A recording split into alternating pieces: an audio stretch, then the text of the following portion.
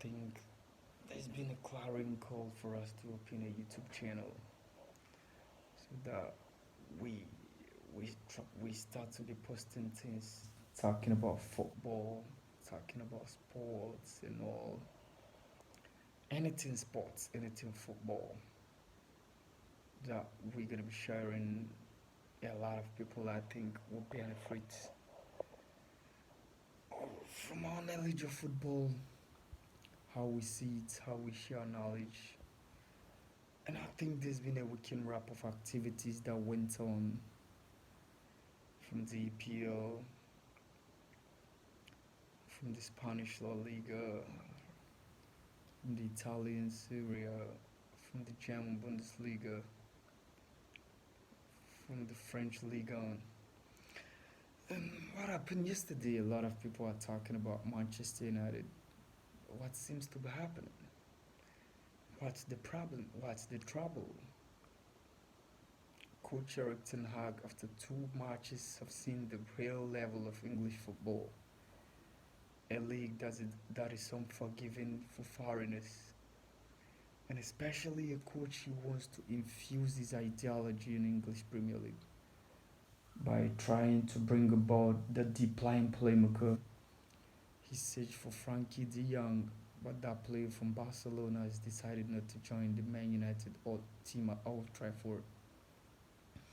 Interestingly, we're hearing that Adrien Rabiot is a possible guy that Manchester United has identified to help solve the problem. And I think Marco Arnautovic is another striker who we've had him some years ago at West Ham United, went on to China, came back strongly in Europe right now with Bologna in the Italian Serie A. A lot of people are asking whether these guys are those ones to solve the problem of Manchester United. 4-0 thumping by Brentford seems to be a bad result for Manchester United. After losing 2-1 at home last weekend against Brighton and Hove Albion, 4-0 for the first time since 1992, Manchester United are languishing at the bottom of the table of English Premier League for almost 30 years now, and I think it's not a very good result for the Red Devils. What happened today at Stamford Bridge, especially the brawl between Thomas Tuchel and then Antonio Conte, especially when they had that handshake. I read a piece of Thomas Tuchel talking about the fact that he was waiting to see, or he was hoping whether Antonio Conte is gonna look him at the eyes. He's gonna look him in the eyes after they had that handshake. But 2-2 draw, coach referee Anthony Taylor, who a lot of Chelsea supporters have seen as scandalous. Most of the times when he's officiating their game, there seem to be difficult situations, especially controversies around those games whenever he's been the man in the center. And I think that tackle from Rodrigo Benteke on Kai Havertz, it's one of the situations that led to the equalizer, courtesy Emil Højbjerg.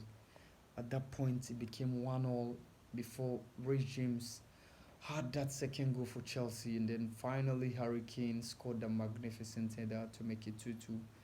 For me as a pundit, I predicted a draw, and then truth to my words, that's what happened yesterday at the Emirates Stadium, and I think Arsenal did a very good job. They did the yeoman job. And trust me, I talk about the fact that Gabriel Jesus is a very good addition to that setup of Arsenal. Him together with Alexander Zinchenko are players who have the strong mentality. They know what it takes to win the EPL because they've been with Manchester City, who have won the English Premier League title on 4 occasions in 5 years. It tells you the mentality that these guys are having and infusing this mentality on board for Arsenal. Last season they were chasing for a top four spots, almost getting to the tail end of the season. They lost it, and then Tottenham Hotspur came on board to take over the fourth spot. And unfortunately, that's the reason why the Gunners are not going to be participating in the UEFA Champions League. But I think Gabriel Jesus, trust me, Gabriel Jesus, His first goal was absolutely magnificent. How he's able to take the foot, dummy way through, and then take that right foot. Came on with the second goal, and then finally, Arsenal had a 4-2 win. William Saliba, who has been an Arsenal player, went on loan to French Liga, coming on board, playing that three back.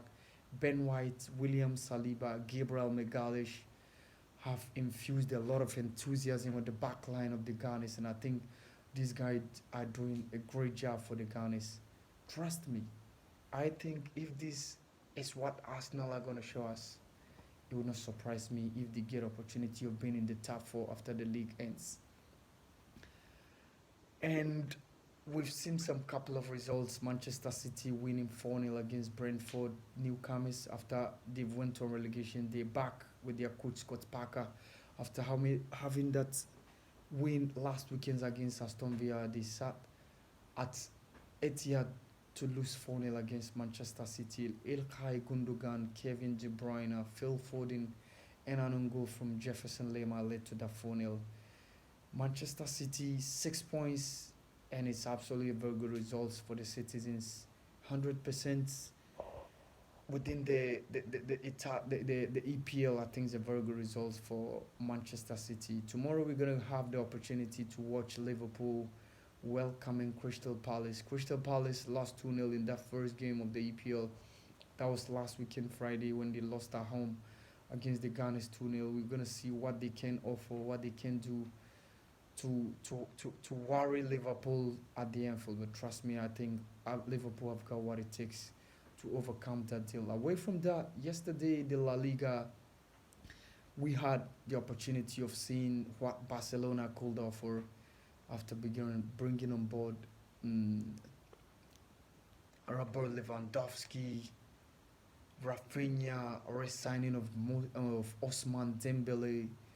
We had Frank Kessié coming on board. It was just unfortunate that Jules Koundé has not been registered, let alone for him to get the opportunity of participating in that game. Christensen and then Eric Garcia with the guys manning the back line, forming that three back with Araujo. We had Jordi Alba also at that line, but we never saw that biting power from the Barca setup. Rayo Vallecano try as much as possible to prevent Barca from having their fault, from having their game, and then Robert Lewandowski had the opportunity of scoring that from the spot kick, but he was not able to do so. Sergio Busquets had a red card. Rayo Vallecano has been a team that most often worry Barcelona nowadays. Last season, mind you, they beat Barcelona home and away.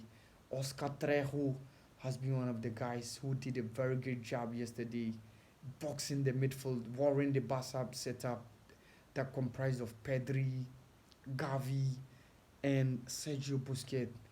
And then we saw Radamel Falcao, Garcia, Mauro Zarate also coming on board in the second half. It was a very good result for Rayo Vallecano. I think they done a yeoman's job. Real Madrid begin their season tonight after conceding from Ramazani from that new outfit, Almeria away.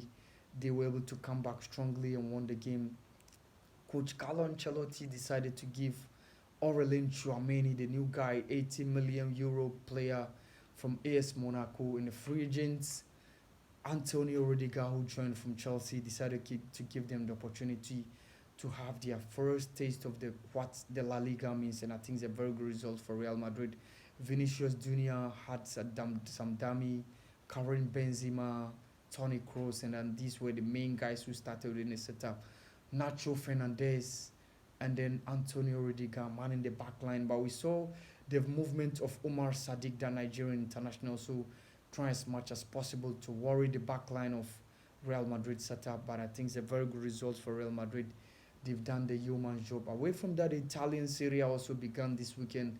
Romelu Lukaku Bolingoli, who has been seen as outcast, who a lot of people within the Chelsea setup are saying that he's not being able to fit up within the setup. And then Coach Thomas Tuchel decided to give him on loan to Italian Serie A side, the Internazionale Milan, former champions, And on second minute, trust me, he scored for Inter Milan. So the question is, what happens that he does not get to perform at Chelsea? That he just went on board to Inter Milan, and he was able to do so by grinding, by scoring for the Nerazzurris. And I think Coach Thomas Tuchel, to me, I think is one of the guys to be blamed for Romelu Lukaku Bolingoli's performance or his poor performance at Chelsea. Champions also started their season AC Milan beating Udinese 4-2, Ante Rebic scoring twice, and I think it's a very good result for the Rosaneris. Also at Atlanta also went away 1-2 near Lukman Ademola, formerly of Everton, formerly of Fulham, formerly of RB Leipzig, who's joined the Atalanta setup. Also had his debut goal for Atalanta within this weekend. I think these are some couple of results that we had within the Italian Serie A. In the Bundesliga, I think Bayern Munich, after thrashing Eintracht Frankfurt last weekend, we saw them also coming up with a very good result this weekend against Borussia Mönchengladbach. Jamal Musiala only being the guy to score on two occasions. Schalke 04, after losing last weekend, they drew 2-2. It's one of the teams that I always follow at the Veltins Arena, team within the Westphalian Arena. The Westphalian derby has always been Schalke 04 and Borussia Dortmund, and I think it's very good results for Schalke 04. Away from that, in the French Liga, PSG, Paris Saint-Germain came a very good result last Saturday, yesterday, which was Saturday, against Montpellier. Kylian Mbappe scoring, Neymar Villa scoring, and then we had that three back from Coach Christophe Galtier, which comprised of Presnel Kimpembe, Marquinhos, Sergio Ramos, and then you had the wing back of Ashraf Hakimi, Nuno Mendes, midfield setup of Marco Verratti, Vitinha from Portugal, this new sensational midfielder. And we had